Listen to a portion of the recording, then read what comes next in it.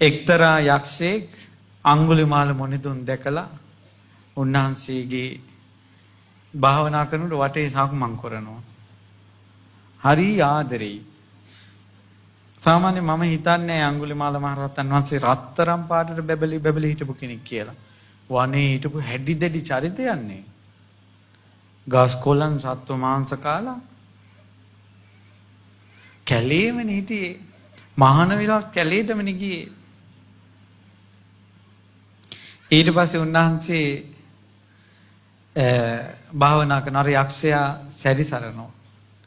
අඟුලිමාල මහරහතන්සේ කෙටි කාලකින් පිරිනුවම් පෑවා මහා වනයේ ඇතුලේ. ගොඩාක් කල් හිටියේ නෑ. ඊට පස්සේ උන්වහන්සේගේ ශ්‍රී දේහය තෙරුන් වහන්සේලා දර දාලා දේහය දැව්වා. හිතා ගන්න බෑ ඒ ගින්දර කොහොමද මගේ මුනිතුන් දැව්වේ කියලා. අර නිතර භාවනා කරනකොට සක්වලම් කරන යක්ෂයෙක් හිටියනේ. අනේ මගේ මුනිදුන් ආයේ කවද දකින්නද? මට නම් ජීවිතයක් එපා කියලා. දුවගෙන ගිහිලා අර ගින්දරට පැන්නා. දැල් වෙන චිතකයට පැන්නා. පින්වත්නි, යක්කු මේ ගින්දරෙන් පත් වෙන්නේ සාමාන්‍ය ගින්දරෙන්. පුදුමයි, ආශ්චර්යයි. අර චිතකේ දැවුණා. රහතන් වහන්සේ නමක් දැවෙන චිතකේ යකෙක් පිච්චුණා.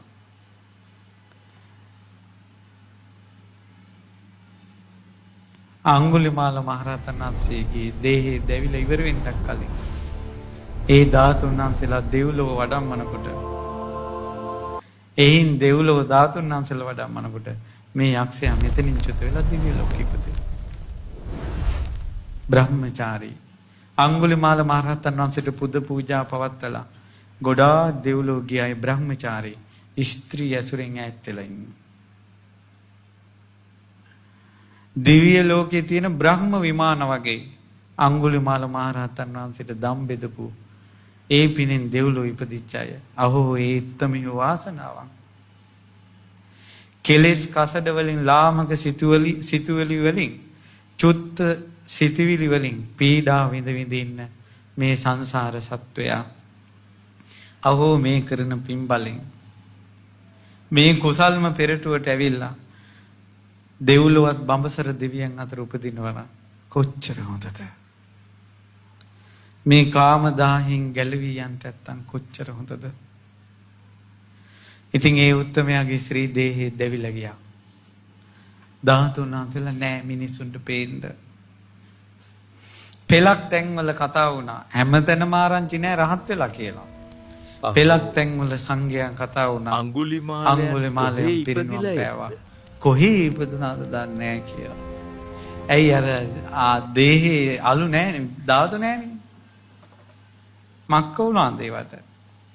දෙවියන් රැගෙන ගියා. ඊට පස්සේ බුදුරජාණන් වහන්සේ වදාලා පින්වත් මහණෙනි ඒ බ්‍රාහ්මණයා පිරිනුවම් පෑවා. එතකොට අදටත් මිනිස්සු අතර ධාතුන් වහන්සේලා ගැවෙනවා නම් උරුමකාරයන්ට ලැබිච්ච ධාතුන් වහන්සේලා තමයි අදත් මිනිස්සු අතරට උරුම උනේ. කවුද උරුමකාරයෝ?